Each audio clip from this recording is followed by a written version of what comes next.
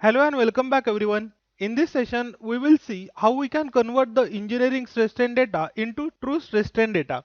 We will also see how we can feed the required data to Abacus in order to incorporate the material nonlinearity. First, let us see how the engineering stress strain curve look like. Here we have the typical engineering stress strain curve. As you can see from the curve, it is very difficult to mark the point such as proportional limit, elastic limit and the yield point. Though in this curve we can easily mark the ultimate and the fracture point. Generally, in order to get the yield point, we can draw a line parallel to the initial stress strain curve from the 0.2% of the plastic strain. And at the intersection, we can mark the yield point. But the main question that one has to ask himself is where we get this curve.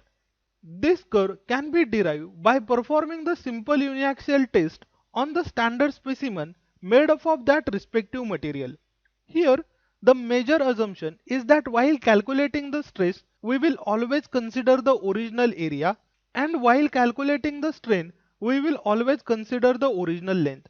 This is quite a big approximation, as during the test, specimen cross section is going to decrease and the length is going to increase.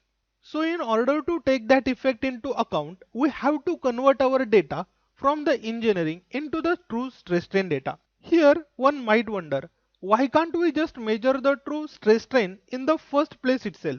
Well, you can, but it is very expensive as we need the calibrated instrument, and also in many cases it is not possible.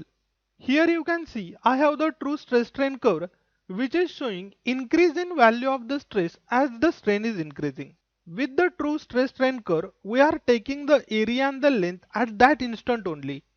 I know that many people will get confused at the yield point itself. Let me repeat, below the yield point we have the elastic region, and above the yield point we have the plastic region. Let us segregate the curve into two types and see how we are going to feed this data to software.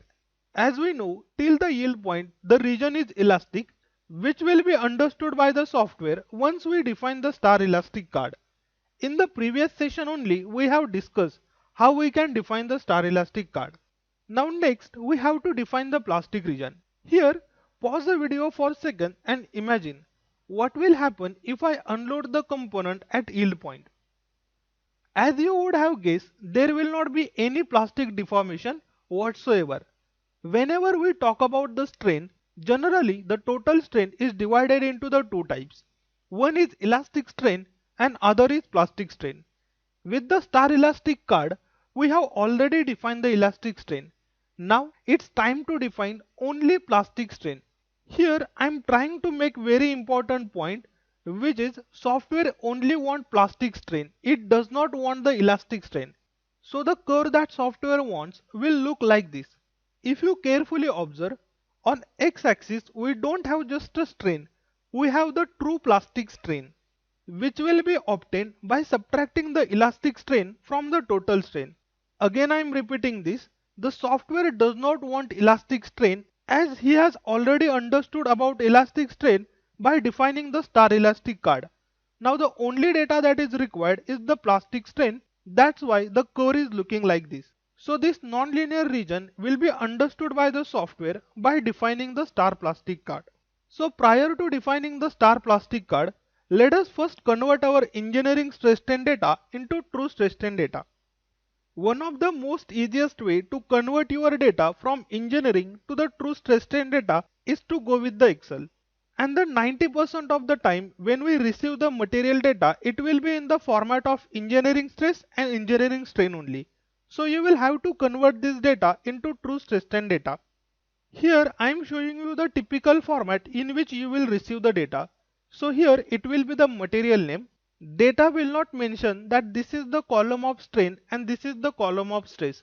You have to understand by yourself only. Since we know that this data is in the engineering format and we have to convert it into the true stress strain format.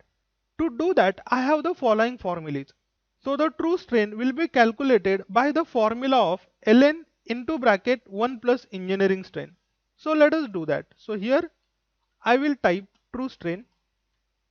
Then here let us type the formula is equal to ln of bracket 1 plus He is asking me to give the engineering strain, which is nothing but this one. Then complete the bracket. Now only thing you have to do is to drag this column. So once I drag, you can see or you can verify also that the formula has been automatically adopted for that particular cell. Once the true strain has been calculated, now it's time to calculate the true stress. The true stress is given by the formula that true stress is equal to engineering stress into bracket 1 plus engineering strain.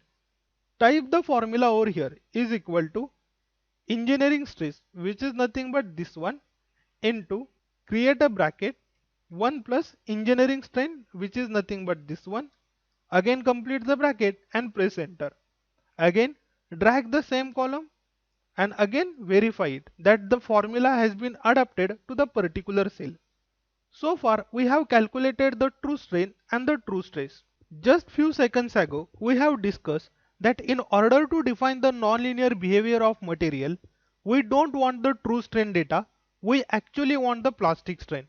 And the plastic strain can be calculated by using the formula that plastic strain is equal to true strain minus elastic strain. True strain we already know, and we know that the elastic strain is equal to true stress divided by Young's modulus. So in this particular case, in addition to the stress strain data, we also require the Young's modulus of material. Here let us assume that the Young's modulus of the material is 210 gigapascal. So without further delay, let us calculate the plastic strain.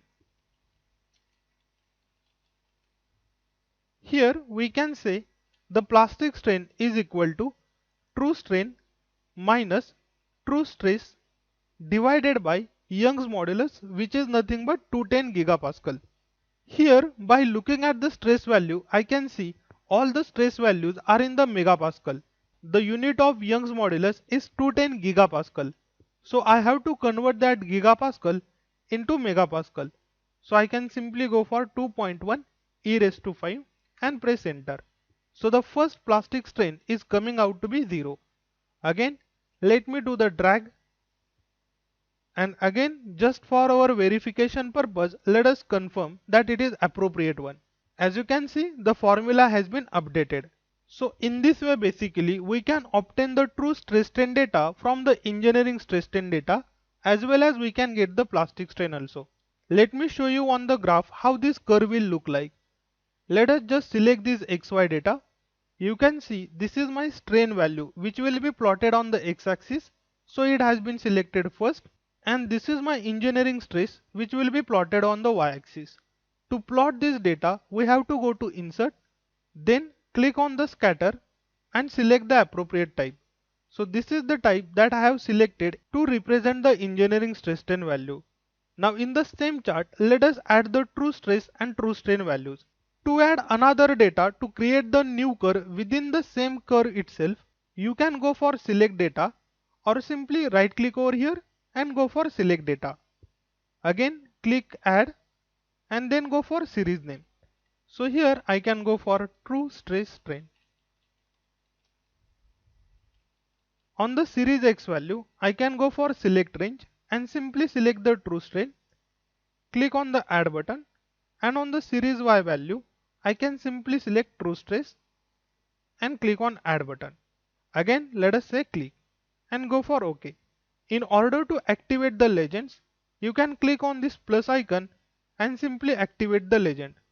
Believe me, this is very important. Most of the engineers still don't know how to use the Excel properly. In order to become a very good CAE analyst, in addition to the abacus, you have to have the good knowledge of Excel as well as PowerPoint. In the next session, we will see how we can feed this nonlinear data to the abacus with the help of Notepad as well as with the help of Hypermesh.